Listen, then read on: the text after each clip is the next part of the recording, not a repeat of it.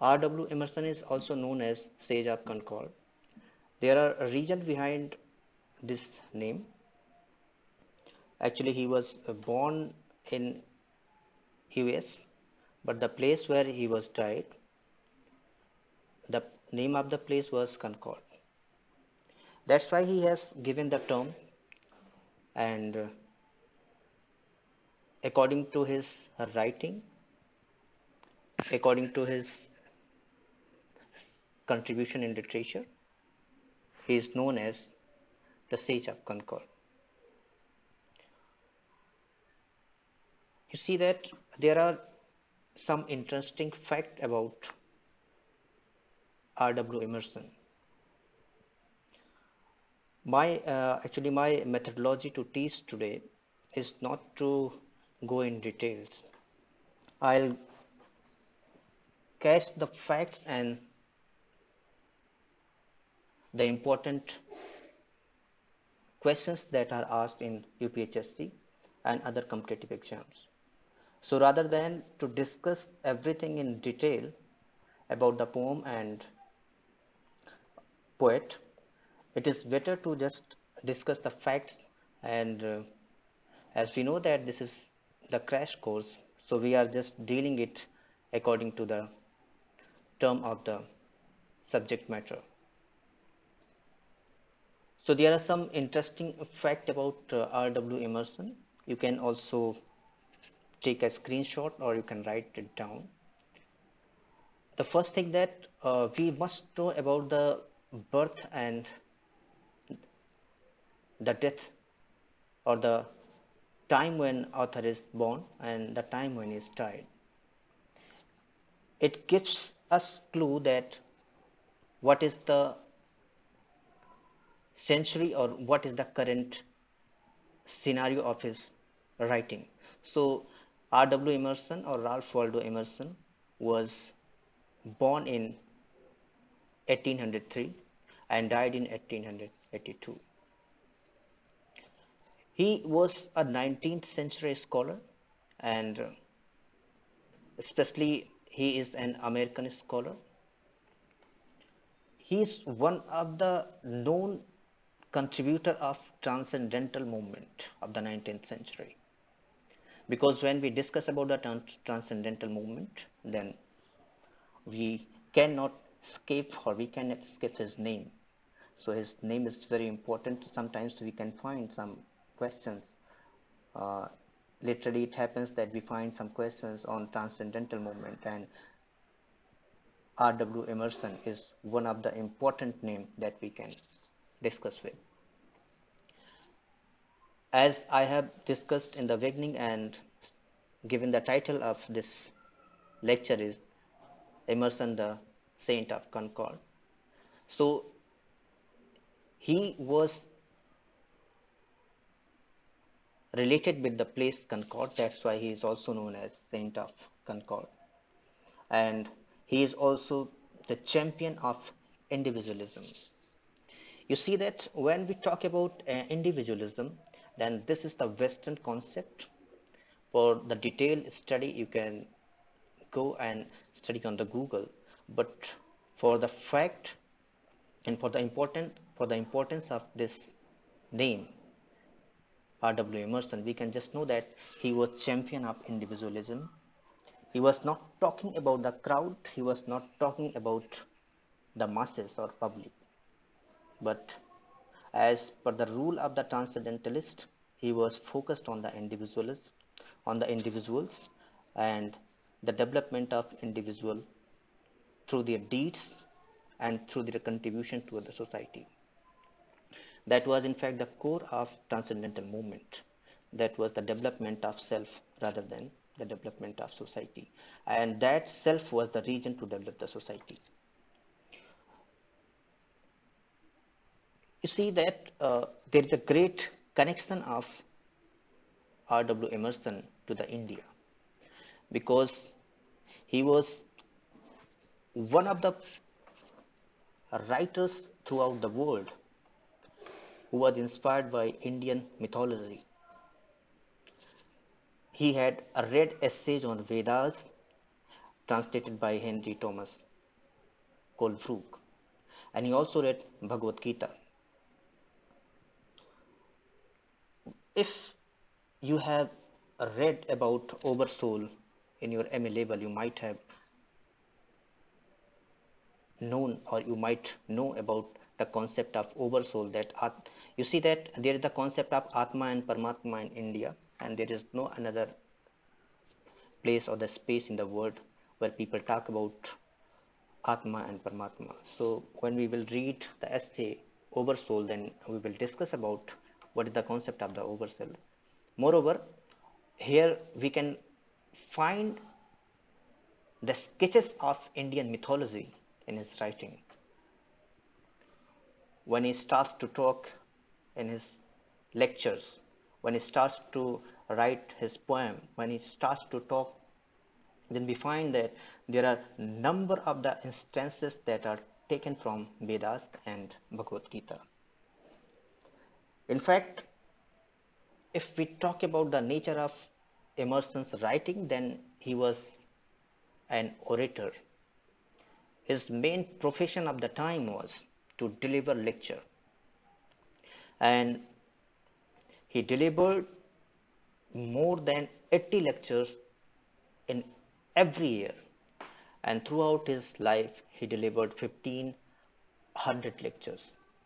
And this was his method: first to deliver lecture and then to write it down in the form of the poetry or in the form of the essays. So this is one of the link of the questions where we can find in our paper that what was the nature of Emerson's writing. Then we can say that he was a great orator, or he preferred to deliver lecture. There may be a round of questions, or there may be some questions that can cover this one. Now talk about his famous collection, then we cannot forget his work Nature, that was published in 1900. There is a slight change, that was published in 1836, but in slides it is written 1936. So it was published in 1836, and there was another lecture that is known as America's Intellectual Declaration of Independence, and it was the American Scholar. So there are two series of the lectures. The first was in Nature, and second is the American Scholar.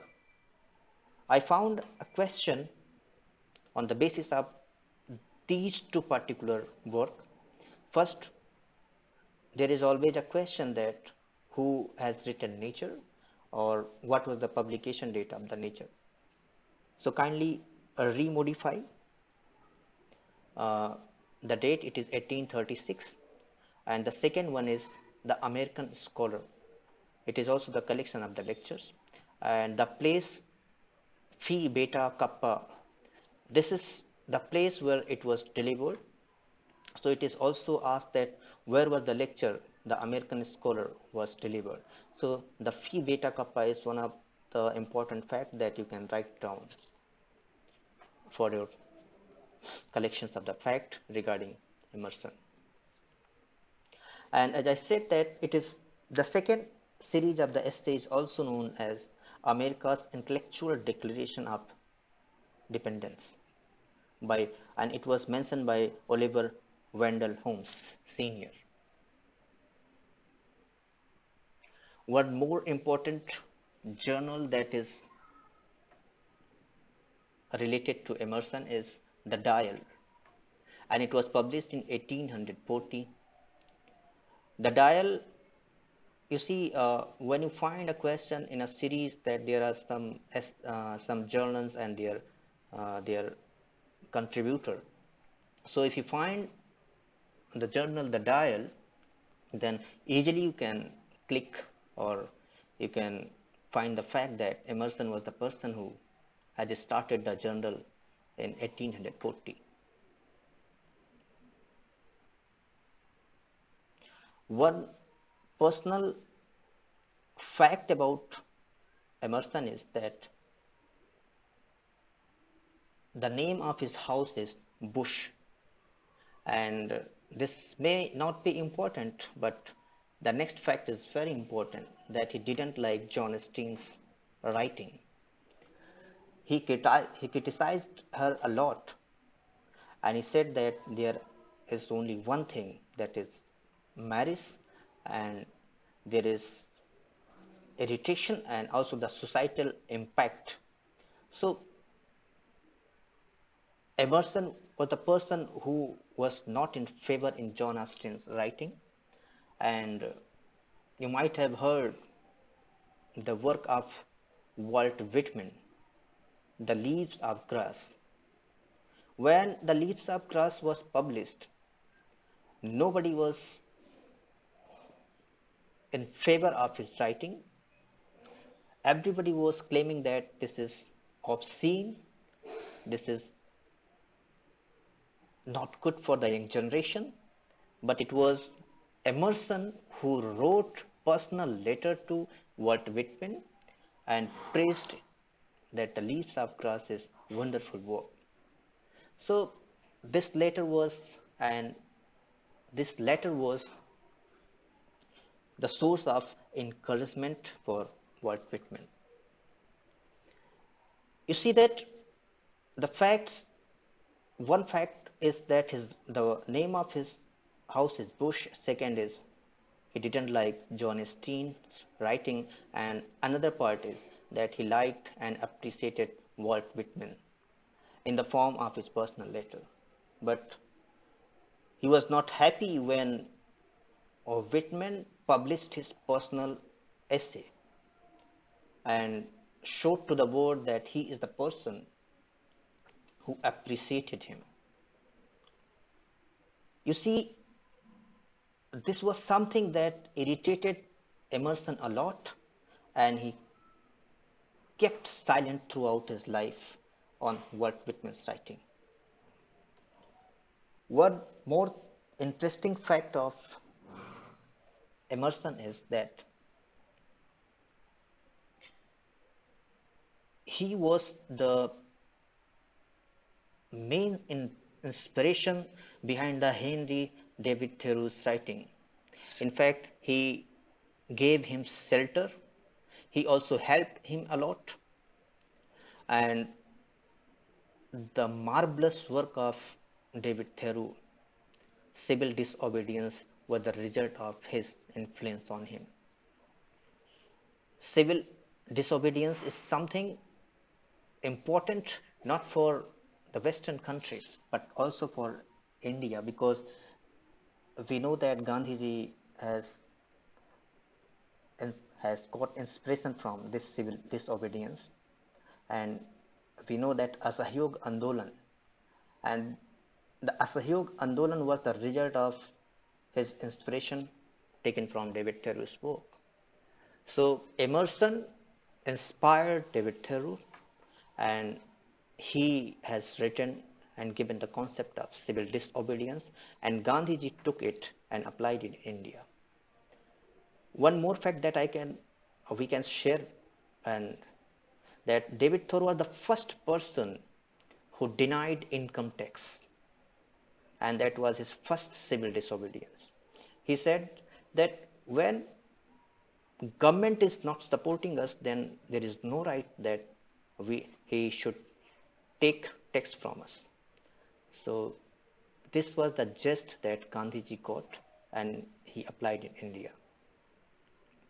One pathetic thing, or one more fact that is related to Emerson's life, is when he was at the last stage of his life, he suffered from memory problems.